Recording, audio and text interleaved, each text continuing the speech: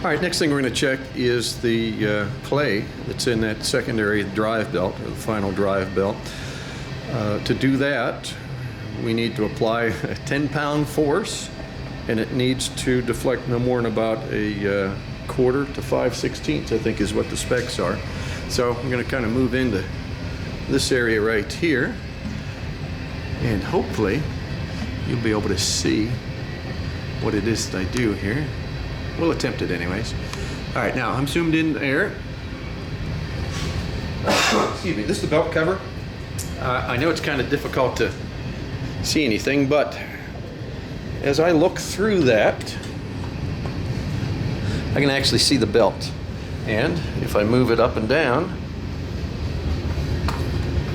I can count each of these little notches here. Now, each of these notches, I believe, are 1/8 inch, which is kind of nice. So, if I can easily translate 1/8 into quarters or 1/16, which I can simply move that up and down and count the notches there. Okay, now, what I'm going to do though, I'm going to show you something a little bit different. I'm actually going to remove this guard so that maybe we'll be able to see things a little bit more clearly.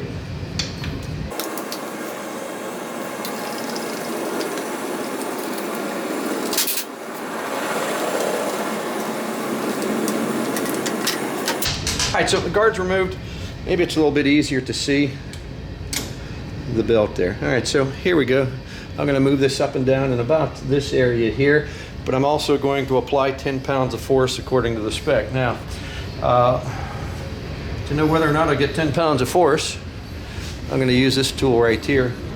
It's just, you know, a little bit of physics. This thing's a spring, and if we believe Hooke's law, then if I have a fixed spring as far as the force goes, as I compress this to a certain dimension, I'm going to have then a certain pound.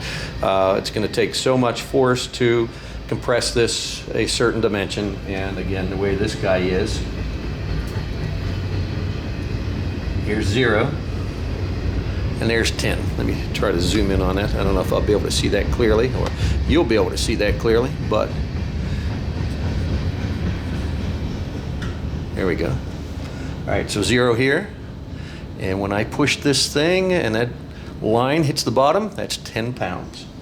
So what I do, I just take this convenient O-ring and I slide it right there at the 10. Now, if I wanted to, I guess I could slide him up there, push it down, release it, then I see whether I hit the 10 or not. Either way, I'm going to pull him down. I'm going to put him right about the 10. Now, another thing that this tool has that not quite so convenient for this, this little guide that fits over the belt is a little bit too small for this particular belt. Oh, I just lied. Sorry about that. Must have been the other bike I had that was a little too small for. Okay, well anyways, so the idea here, I'm going to apply 10 pounds of force while watching how far this deflects. Okay, now to do that, I can sight, I can put a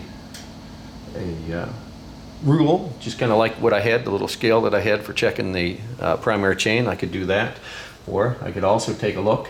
Let's flip this over here. Here's a graduated scale here. Okay, so what I can do is simply sight across the edge.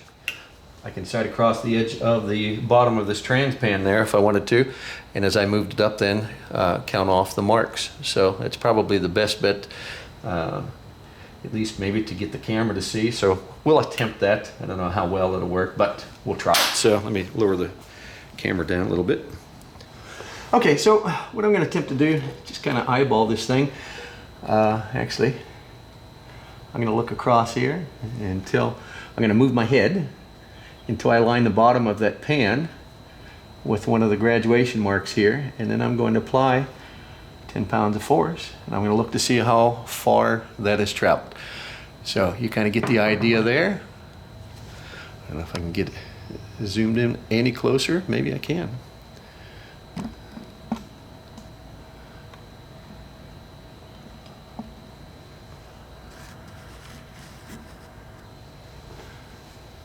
All right, so I kind of sight across like so, maybe. That's the beginning. I move them up. Let's just get him all the way out of there. All right. I can sight either the far side or the close side. All right, let's go right about here, that middle line there.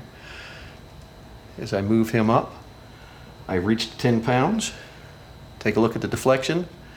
It looks like I have moved maybe 2 marks.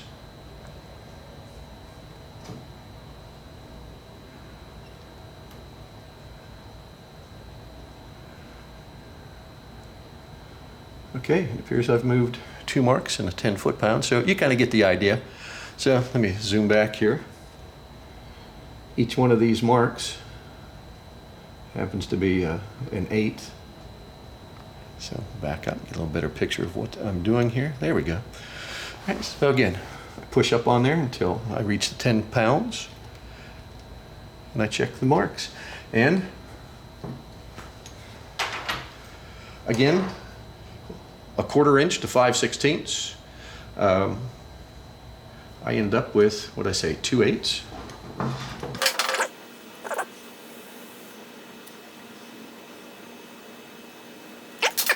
If I do the math, 2/8 is equal to 1/4. So I am on the low end of my spec. Yeah, you're gonna say that's good. Depending on what you're riding or how you're riding, I like to be just maybe on the loose side rather than the tight side, but I'm not going to make any adjustments here. I'm happy with that, so I'll go ahead and put the cover back on. I'll lubricate those bolts a little bit, the threads, since they're down in kind of a nasty area, and we'll call that part done. Next thing we'll do then, after I get this put back together, I think the engine trans is cooled down to the point, still warm, but not hot. I think now we're about ready to adjust the clutch.